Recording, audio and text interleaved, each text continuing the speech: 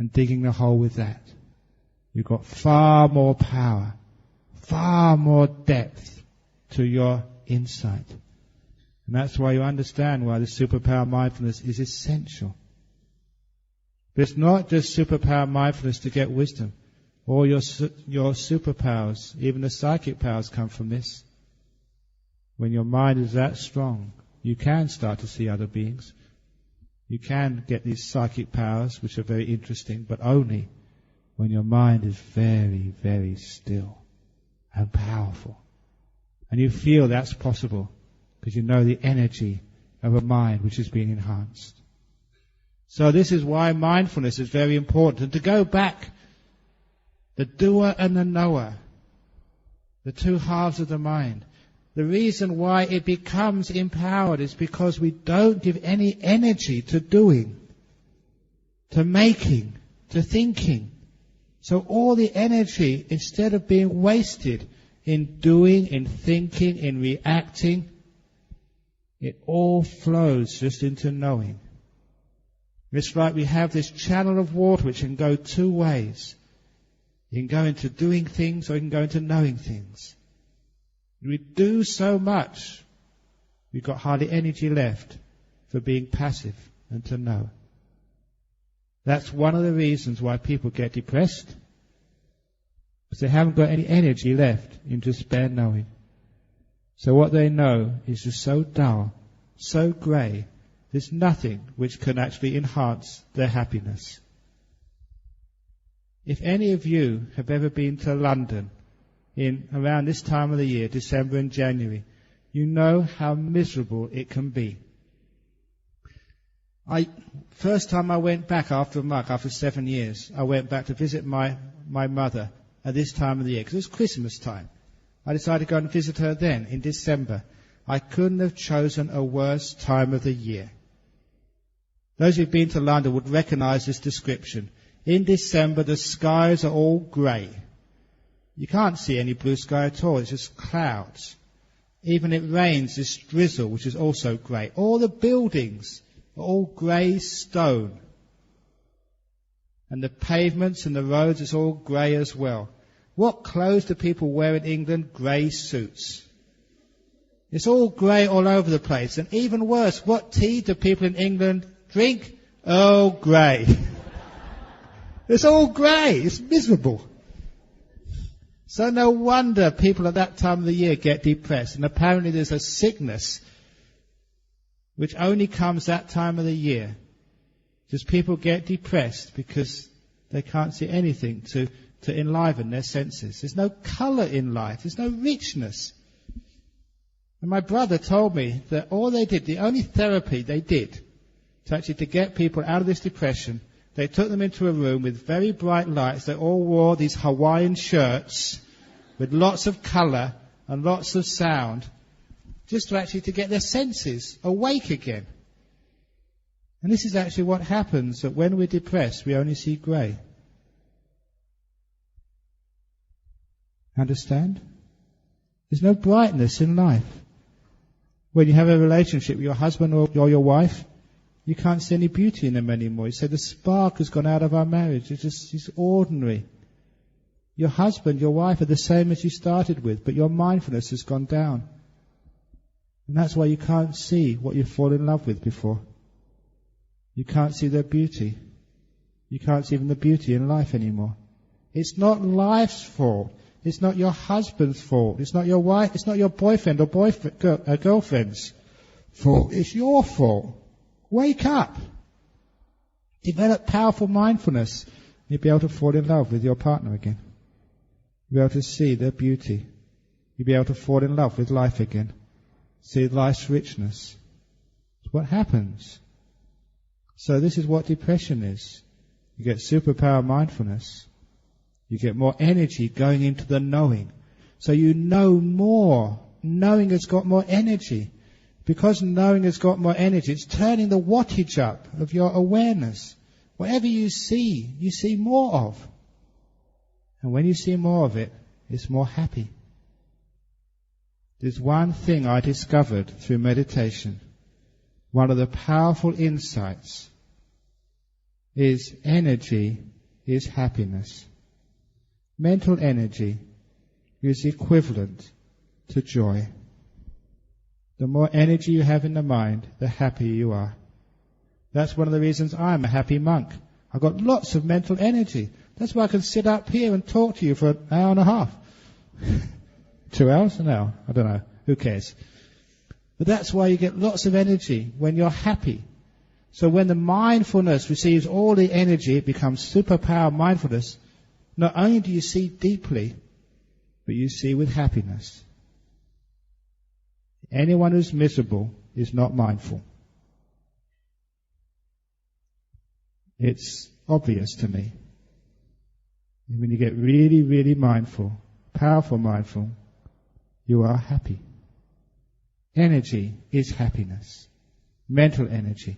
When the energy starts to flow into the mindfulness, that's when you start getting joyful in your meditation. You start to smile more. You become happy. And this meditation retreat really deserves its name. For those of you who haven't heard this meditation retreat is not called Chempaka Lodge, was the end of the year retreat. This is called Club Med PJ. Club Meditation Peddling Jaya. And it deserves the name Club Med, because Club Med is a happy place. And this is a happy place you meditate. And if by the end of this retreat you're not a happier little yogi, then I have not done my job. That's why in my meditation retreats, you know they take group photographs during the retreat? When I do my meditation retreat, at the group photograph at the end, everyone looks miserable. Because, we have to go home. Oh. You're enjoying it. Because the energy goes into mindfulness, you become supercharged, and you find, whether you like it or not, you are happy. You're joyful. And that's an important part of the Buddhist path. The Buddhist path is all about ending suffering, not making more suffering. Ending suffering. So you can test your progress by how much happiness you have. If you're getting happier and happier in this meditation retreat, you're making progress on the path, you're ending suffering more and more. The more you end suffering, the more happy you are. It's obvious. That's why when I was a young Buddhist, I understood that enough to go and check out the monks. Any miserable monks I did have no faith in at all. Because if they knew the end of suffering, why are they so miserable? It's just like, those advertisements. When you buy the washing powder, it's supposed to make your clothes whiter. If you find out that you wash with that powder and it gets even dirtier, what good is that washing powder? So what good would Buddhism do if it makes you more miserable? So I was looking for the happy monks to see who understood the Dhamma. And I was very fortunate to see the happiest monk, actually the happiest person, still the happiest person I've ever seen, was my teacher Ajahn Chah. That's why you had faith in him. That's why you spent all those years eating frog on rice and those other disgusting foods. Because there was a guy, that was really impressive. A guy who was happy, really happy. How come? Why? And then you found out why. So this power, this eightfold path, enhancing mindfulness, making it really strong, superpower mindfulness, and he was happy. Not only happy, but incredibly wise. He could see things which other people just couldn't see. Because his mindfulness was so sharp. So empowered. And if ever you look at the time of the Buddha to check this out, one of the beautiful sutras is called the Dhammacettiya Sutta, usually translated as monuments to the Dhamma. It tells the story of one of the important figures in the time of the Buddha, King Pasenadi of Kosala, one of the Buddha's chief supporters. who just before he passed away went to see the Buddha in the Jayasaro Grove Monastery, which was right next to the capital of Kosala, Savatthi. And when the king walked into the monastery, the first thing he just kissed the feet of the Buddha first of all. Just all the happiness and joy he'd got in life was because of this great teacher. And one of the first things he said after this was how much he liked coming into this monastery, because all the monks in this monastery were all smiling and happy. And the Buddha said, yes, great king, that's how it is when you get success in your meditation. It's the Buddha's words. If your meditation is successful, you get happier. The smile gets wider, the eyes get brighter. As the mindfulness gets stronger, you get more power, and you're a happier little Buddhist. And that's by far the best way to teach Buddhism to your friends and loved ones. If you go and give them a Dhamma book and say, read this, and you're miserable, they say, what's the point? But if you're happy, you don't need to tell your friends and loved ones, oh, come to listen to the Dhamma. If you're happy, they say, where is it? I want to go. Take me. And that's true. Our vice president a year ago, she wrote a book about her life's journey. I was mentioned in her book because she went to see one of my talks and she saw this happy monk giving a Dhamma talk. She thought, he's only putting this on.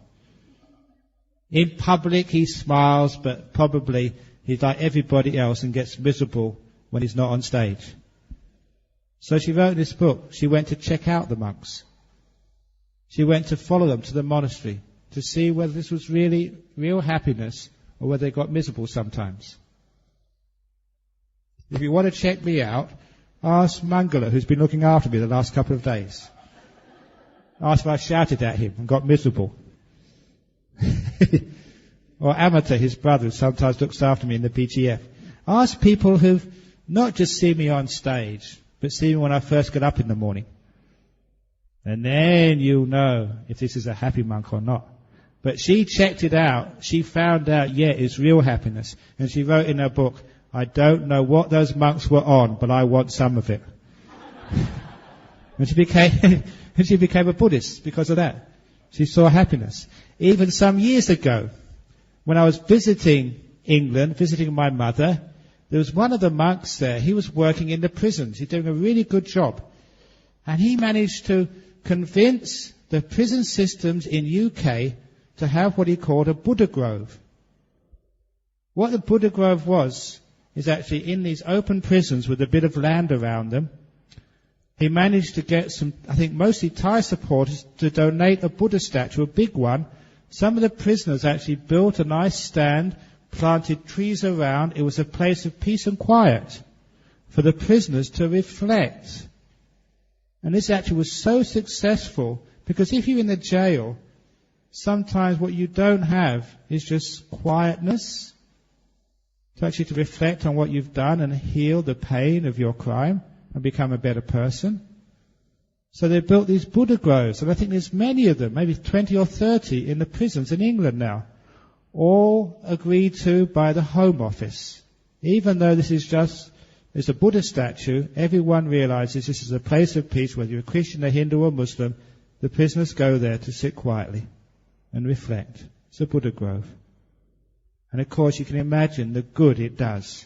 That's why all the prison superintendents all support this up to the hilt. You build it, we'll maintain it. But when the first one was established, I happened to be in UK. I was invited for the opening ceremony.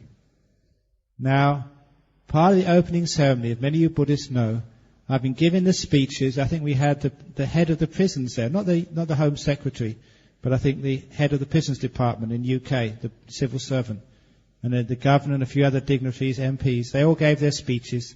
And then, of course, we did some chanting, and after the chanting, we did the circumambulation. You know what we do around like Buddha statues or stupas. At Wesak Day, we go around with candles and incense, walking around 3 times. Now, I was so inspired. I'm very easy to get inspired by really good things, wonderful things. And as I was going around, I had this huge smile on my face. I was so happy. Now, this is Buddhism. This is compassion. This is kindness. And we're actually helping people who really need help, prisoners. What a wonderful idea. What a beautiful thing this was, to have a Buddha statue inside one of Her Majesty's prisons in UK. Oh, I was so happy. And as I was going around, out of the corner of my eye, I saw 2 prisoners who were looking at me. They weren't Buddhists. They were saying, what's going on? Let's have a look, see what's happening. And they saw me. And I heard them as one turned to the other, and they pointed to me. He's on the gear. The gear means drugs. They looked at me and think the only way he can be that happy is to take drugs. I said, no, I don't need drugs. Just superpower mindfulness, inspiration, the Dhamma. That's what made me happy. So this is actually what that lady saw. She saw that type of happiness, which usually you only see on people who's high on drugs or alcohol, or who's high on wisdom, peace and compassion, who's high on mindfulness. When you get that sort of happiness, please follow it. You don't get attached to that type of happiness. That is a happiness of freedom, of liberation. So the Buddha said, don't be afraid of those happinesses, indulging them. This is what's supposed to happen in your meditation. So when you get superpower mindfulness, you're going to be one happy little yogi. And that's good. Every retreat which I've taught, there's always 1 or 2 who really get happy. And it's one of the greatest gifts you can give me as a teacher. Usually what happens, they come and interview, but sometimes they can't wait for an interview. They're waiting on the path when I go back to my room. And they look at me and said, Ajahn Brahm, I've done it. And it's so sweet. And the tears are coming out of their eyes. The more happiness than they've ever experienced before. Superpower mindfulness brings you so much happiness and joy. And that's called empowering your mind. It's part of the path. There's other things as well, but that is what I'm emphasizing today. So mindfulness is for your life, for your happiness, for your success, and even for your enlightenment. So thank you for listening. Okay, now any questions about mindfulness and superpower mindfulness?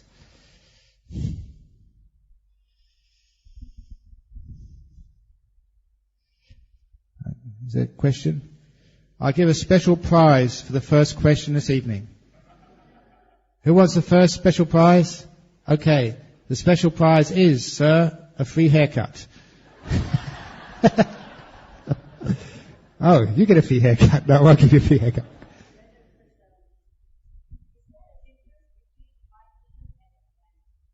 Is there a difference between mindfulness and awareness? No, there's not. Because mindfulness, actually means like being aware. But I only focused on awareness. But awareness also comes with actually knowing what to do as well. You're mindful, you're aware. But when you see what's going on, automatically, for example, if you're very aware and about to step on a snake, because of your awareness, you'll never step on them. You go on another path. So awareness will always give rise to wise action, compassionate action. So it's not just bare mindfulness or bare awareness. There's a consequence of that, which is automatic. You can't stop yourself. You'll avoid that which is harmful. You'll only do that which is good. It's exactly the same. Mindfulness and awareness. Sati. Does that make sense? Okay. You don't have to take up the free haircut. I'll absolve you of that prize. Yes.